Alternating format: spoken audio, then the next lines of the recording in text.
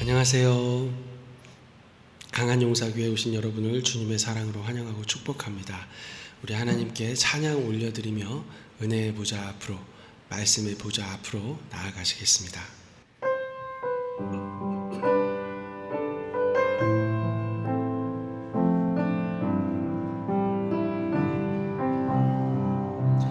약한 나로 강하게, 가난한 날 부하게, 눈먼 날 볼 수 있게 주 내게 행하셨네. 내게 강함 되신 주, 내게 부요 주신 주, 어두운 내 눈 여시고 주를 보게 하셨네.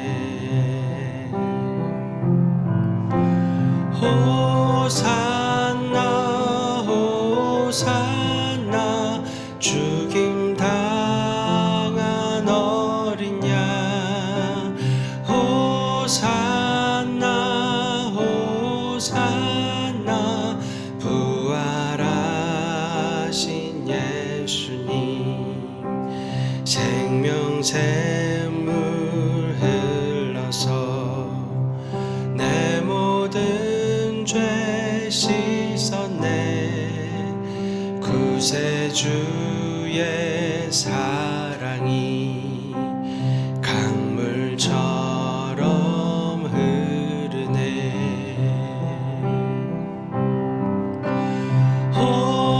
호산나 호산나, 죽임 당한 어린 양.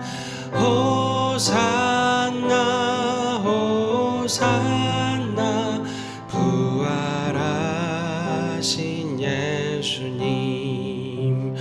호산나 호산나, 죽임 당한 어린 양. 호산나 호산나, 부활하신 예수님.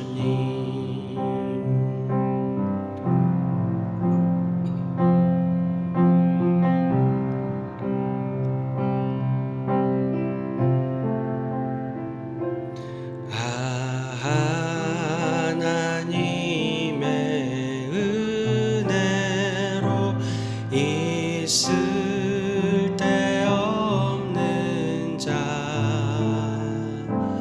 왜 구속하여 주는지 난 알 수 없도다. 2절을 고백합니다. 왜 내게 굳세 믿음과 또 복음 주셔서 내 맘이 항상 편한지 난 알 수 없도다. 내가 믿고 또 의지함은 내 모든 형편 아시는 주님, 늘 보호해 주실 것을 나는 확실히 아네. 왜 내게 성령 주셔서 내 마음 감동해. 주 예수 믿게 하는지 난 알 수 없도다. 내가 믿고 또 의지하 감은 내 모든 형편 아시는 주님 늘 보호해 주실 것을 나는 확실히 아네. 주 언제 강림하실지 혹 밤에 혹 낮에 또 주님 만날 그곳도 난 알 수 없도다. 내가 믿고 또 의지함은 내 모든 형편 아시는 주님 늘 보호해 주실 것을 나는 확실히 아네. 내가 믿습니다 주님. 내가 믿고 또 의지함은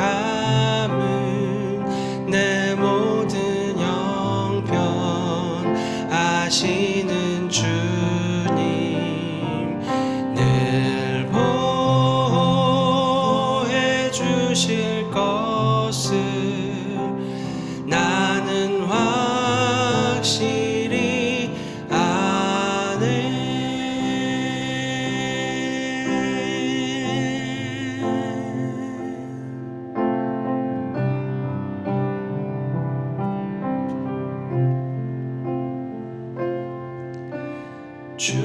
주님 다시 오실 때까지 나는 이 길을 가리라. 좁은 문 좁은 길 나의 십자가 지고 나의 가는 이 길 끝에서 나는 주님을 보리라. 영광의 내 주님 나를 맞아주시리. 주님 다시 오실 때까지 나는 일어나 달려가리라. 주의 영광 온 땅 덮을 때 나는 일어나 노래하리. 내 사모하는 주님 온 세상 구주시라. 내 사모하는 주님 영광의 왕이시라. 주님 다시 오실 때까지 나는 일어나 달려가리라. 주의 영광 온 땅 덮을 때 나는 일어나 노래하리. 내 사모하는 주님 온 세상 구주시라. 내 사모하는 주님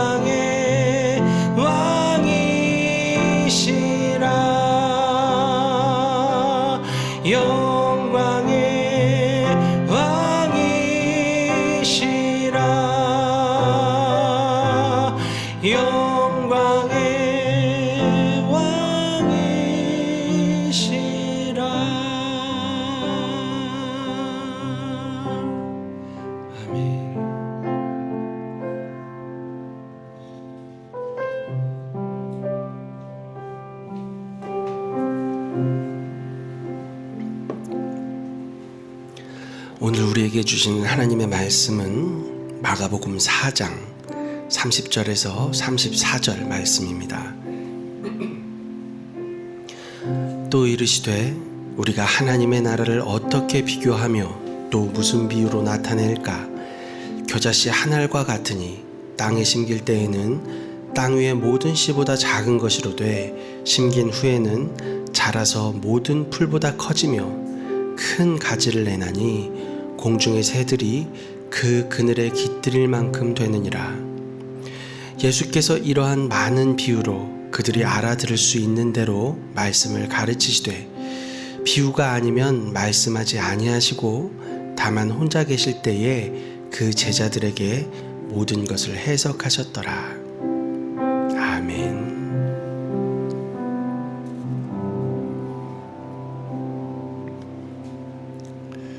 30절을 보면 성경은 본문 속에서 고민을 합니다. 하나님의 나라를 어떻게 비교하며 또 무슨 비유로 할까?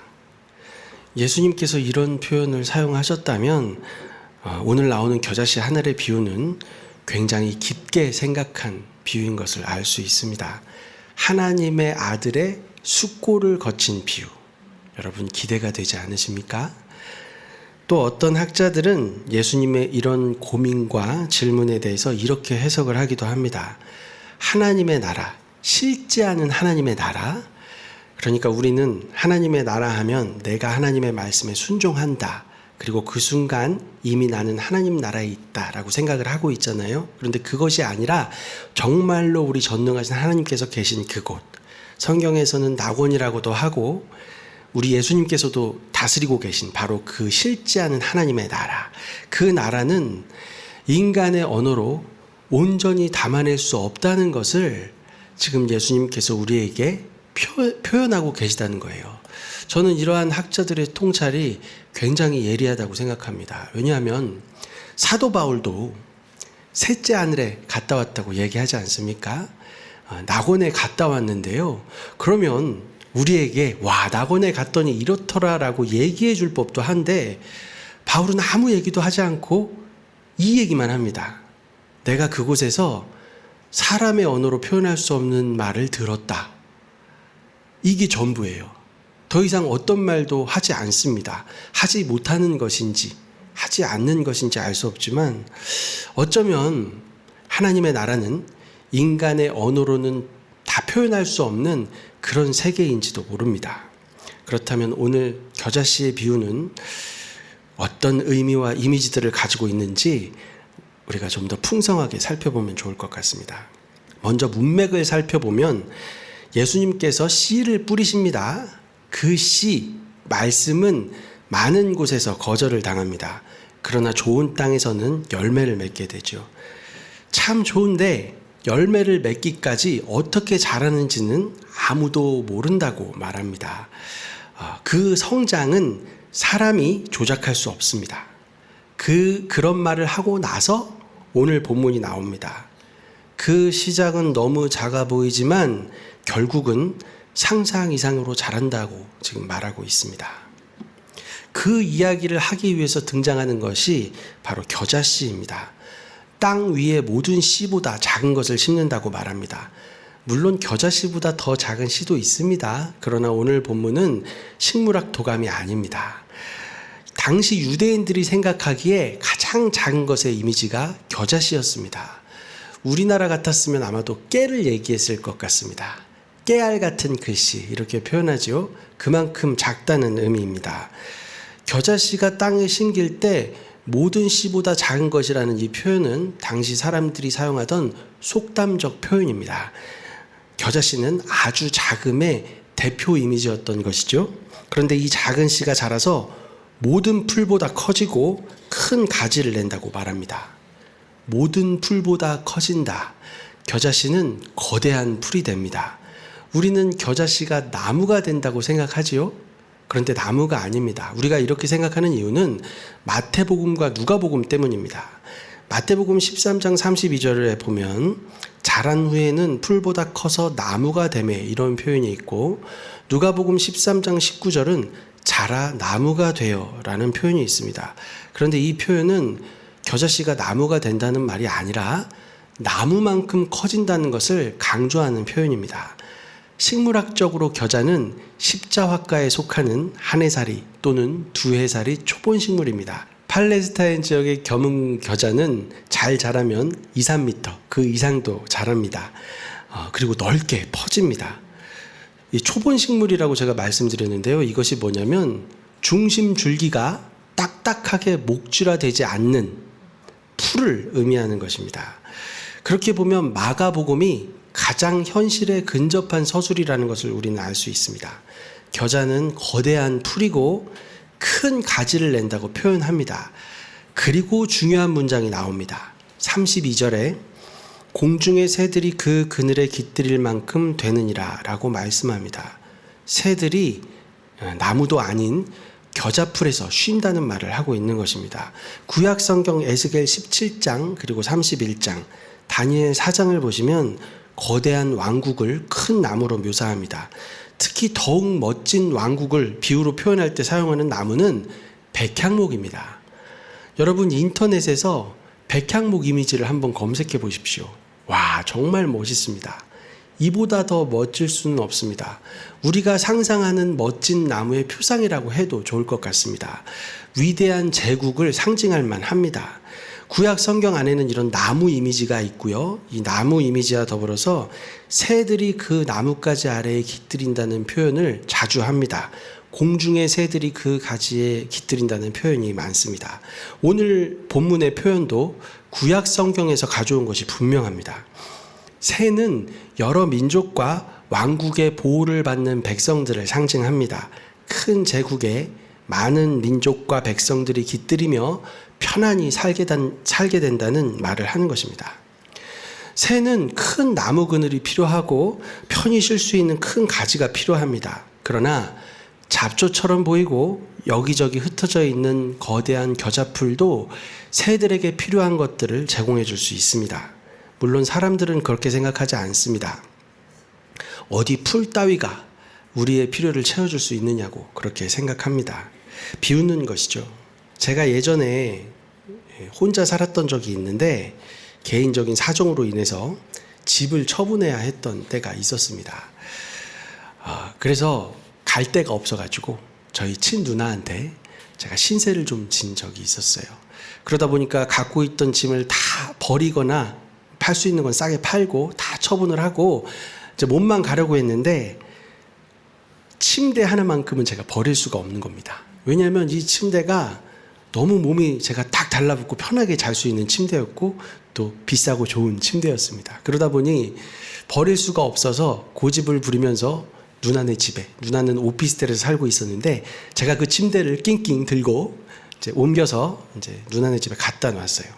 처음 며칠은 그럭저럭 지냈는데 너무 불편했습니다. 저만 불편한 게 아니라 누나도 불편하고 이게 어느 정도냐면 걸어 다닐 공간이 없는 거예요.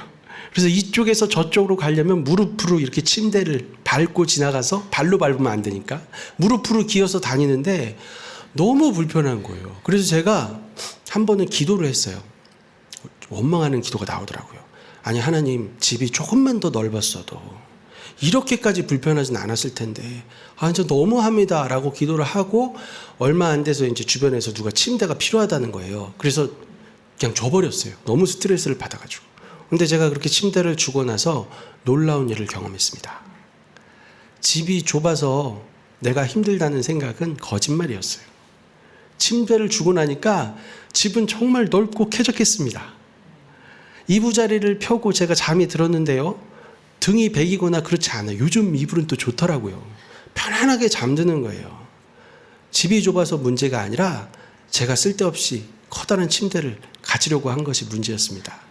문제는 집이 아니라 제 욕심이었던 것이죠. 수많은 새들은 멋진 백향목이 있어야 세상을 살아갈 수 있다고 말합니다. 멋지고 웅장한 백향목의 그늘과 가지가 있어야 삶의 의미가 있다는 것입니다. 사는 동네가 우리의 지위를 보여주고 아파트 평수가 우리의 능력을 보여주고 타고 다니는 차가 우리의 인격을 보여주는 것일까요? 그렇지 않습니다. 겨자는 비록 볼품없는 풀이지만 그늘이 있습니다. 쉴 수 있는 공간이 있습니다. 그리고 큰 가지가 있습니다. 새들에게 필요한 것들이 다 있습니다. 이것이 하나님의 나라입니다. 사람들이 기대한 메시아 왕국은 백향목이었을 것입니다. 그러나 하나님께서 실제로 보내신 나라는 겨자였습니다. 그런데 예수님께서 겨자를 설명하시면서 사용하신 표현들은 구약 성경이 예언했던 그 백향목 왕국에서 표현한 그런 어휘들이었습니다. 큰 가지가 있고 새들이 깃들고 그늘을 제공합니다. 즉 하나님의 나라는 백향목처럼 보이지 않지만 백향목이 하는 일들을 거뜬히 해냅니다. 하나님은 겨자를 백향목으로 바꾸지 않으시고 겨자인 채로 하나님 나라를 드러내시는 것입니다. 이 교훈은 작게 시작한 개척교회도 열심히 하면 커다란 대형교회가 된다는 성공신화가 아닙니다. 하나님 나라의 가치관으로 세상을 살면 도저히 살아갈 수 없다, 망하게 된다는 것이 세상의 생각인데 그렇지 않다. 하나님 나라의 가치관으로 세상을 살아도 우리는 행복할 수 있다. 이런 의미가 이 비유 속에 담겨져 있는 것입니다. 세상은 늘 부족하다고 말하지만 하나님은 충분하다고 말씀하십니다. 우리에게 일용할 양식이 있고 입을 의복이 있고 편안히 잠들 공간이 있다면 그것은 부족한 삶이 아닙니다. 우리가 하나님을 의지하고 있다면 우리는 이미 가장 중요한 것들을 가진 사람입니다. 하늘의 가치관을 가지고 살면, 다시 말해 하늘의 것을 바라보고 하나님의 말씀을 받아들이고 하나님의 뜻대로 살면 너무나 보잘것없고 초라한 겨자씨 한 알이 된 것 같아서 슬픔을 느낄 때도 있지만 그 조그마한 겨자씨 한 알이 결코 실패가 아니다. 더디 자란다고 해서 무능이 아니다.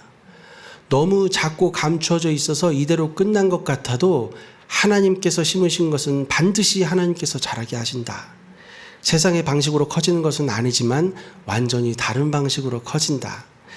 모든 사람들이 백향목을 기대하고 잡초 같은 겨자풀은 무시하지만 무시하지 마라.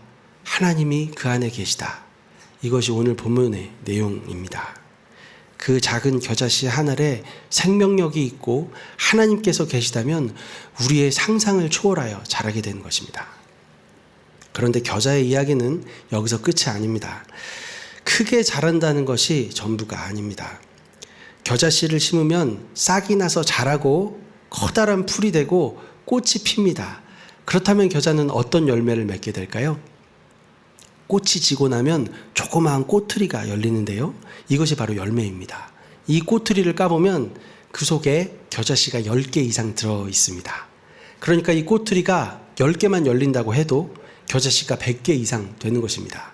성경 말씀대로 30배, 60배, 100배의 열매를 맺게 되는 것입니다.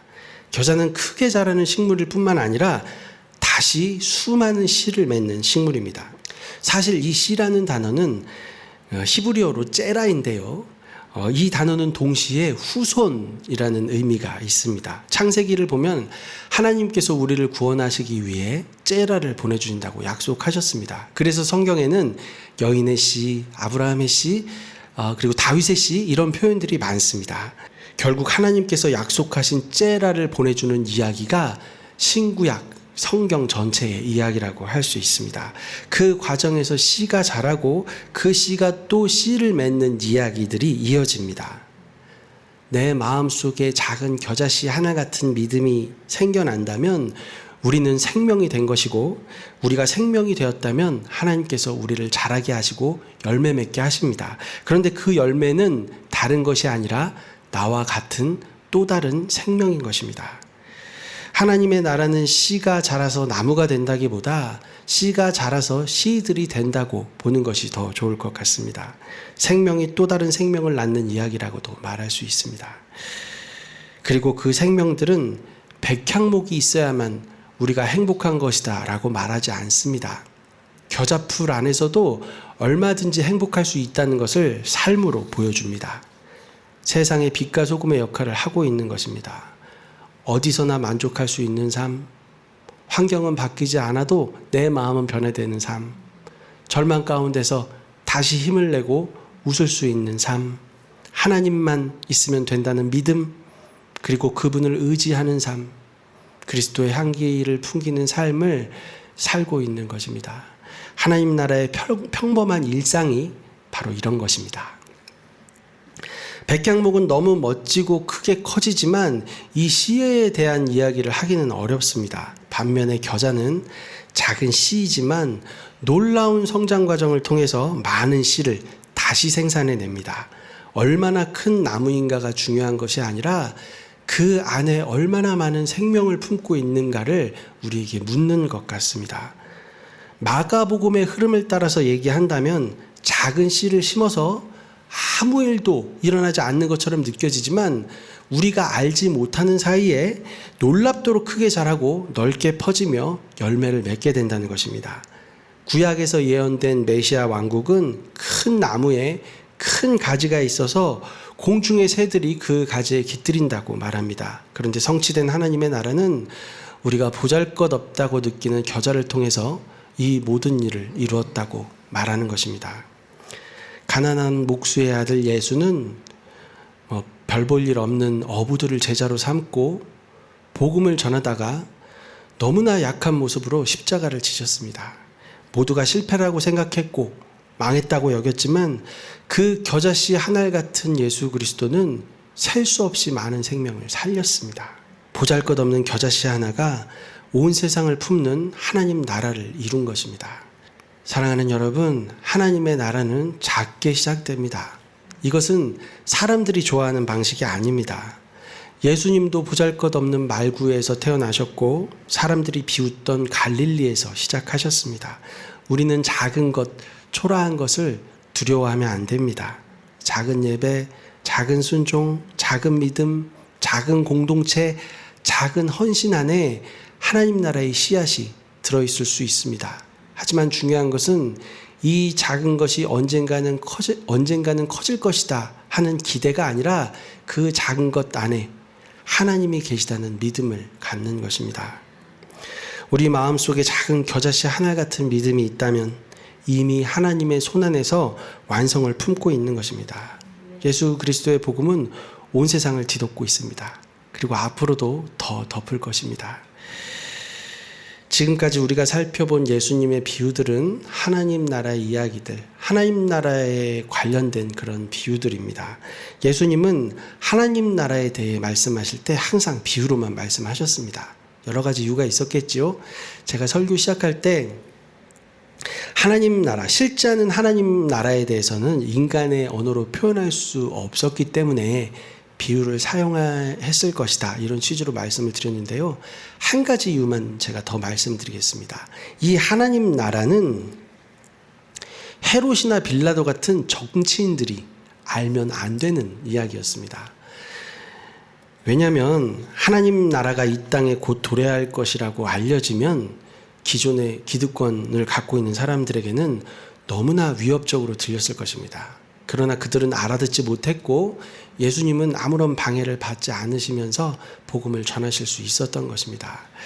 어떻게 보면 이 비유들은 지금 하나님을 믿고 의지하는 우리를 위해 말씀해 주셨다, 그렇게 생각할 수 있을 것 같습니다. 여러분, 백향목이 아니어도 괜찮습니다. 겨자인 채로. 그리고 겨자는 나무를 꿈꾸지 않습니다. 갑자기 아브라함이 저는 떠오르는데요.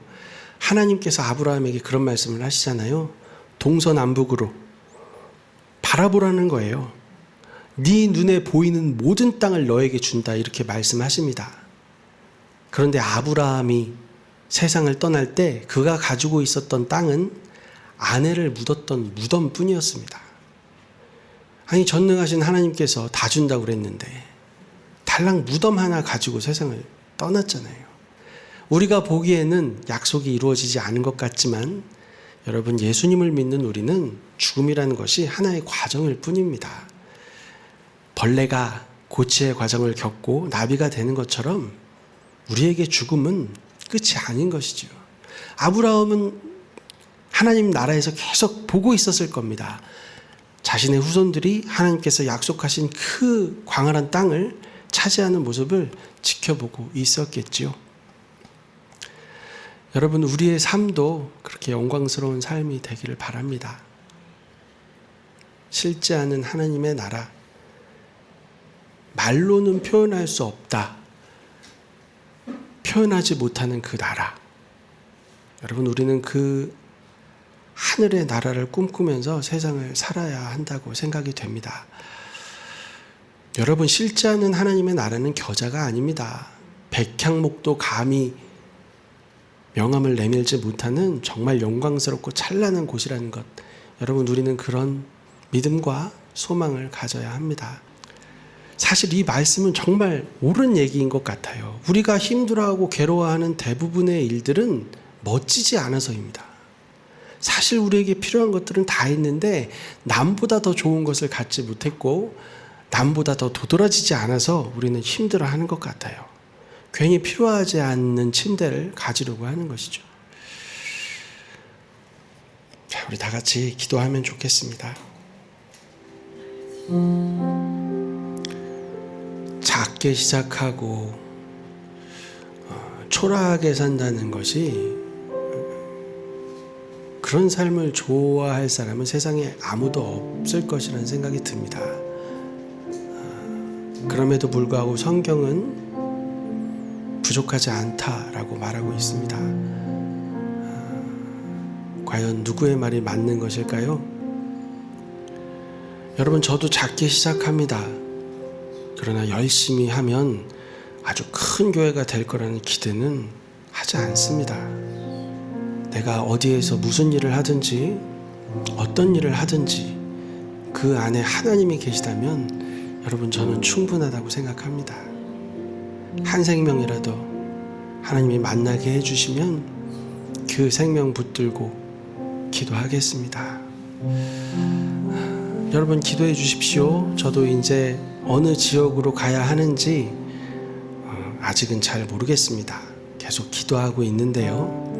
하나님께서 여기로 가라 그러면 참 좋겠어요. 근데 하나님은 그렇게 하지 않으시고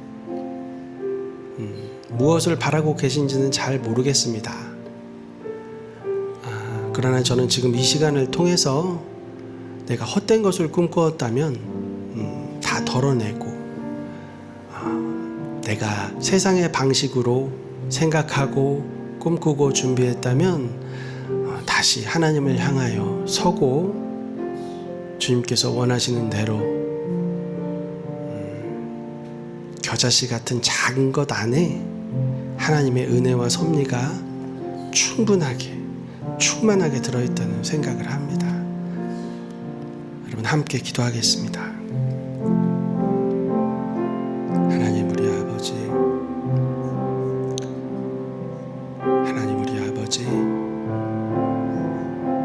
제가 이제껏 백향목이 되게 해달라고 기도했다면 하나님이 이 종을 용서해 주십시오.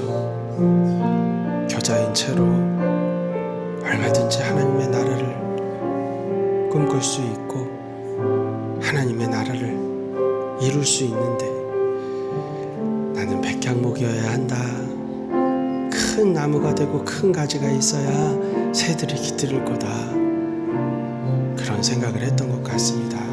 그러나 하나님, 말씀으로 이 종을 깨닫게 하시니 하나님 감사합니다. 이 종에게 깨달음을 주시는 것처럼 하나님, 많은 생명들 함께 하나님의 말씀을 누리고 하나님의 그 은혜 안으로 들어갈 수 있도록 우리를 인도하여 주십시오. 하나님의 뜻이 너무 궁금하고 기대가 됩니다. 하나님의 계획이 열매를 맺고 거대한 풀이 되고 우리가 그 안에서 쉴 수 있도록 하나님께서 은혜 베풀어 주시길 간절히 원합니다. 하나님, 돕는 손길 위에 성령께서 함께하여 주셔서 말씀이 교훈이 아니라 살아있는 생명임을 알게 하시고 우리가 말씀을 따라 생명 안으로 들어가 하나님의 영광스러운 계획 안에 참여하는 우리 모두가 될 수 있도록 하나님 은혜 베풀어 주십시오. 하나님, 이제 주님의 뜻을 우리에게 밝게 보여주시기를 간절히 원합니다. 하나님을 기대합니다. 하나님을 기대합니다. 하나님,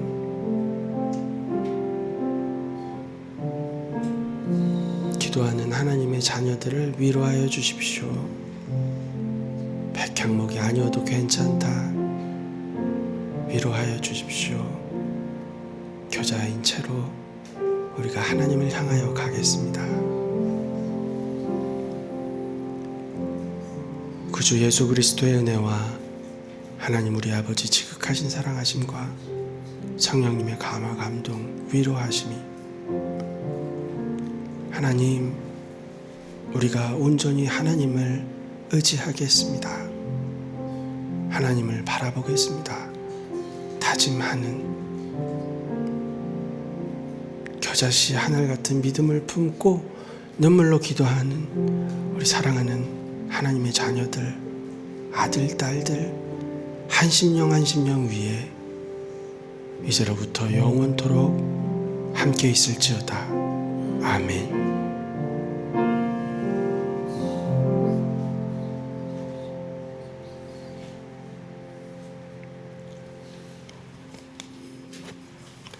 감사합니다. 사랑하고 축복합니다. 우리 하나님께 영광의 박수 올려드리겠습니다.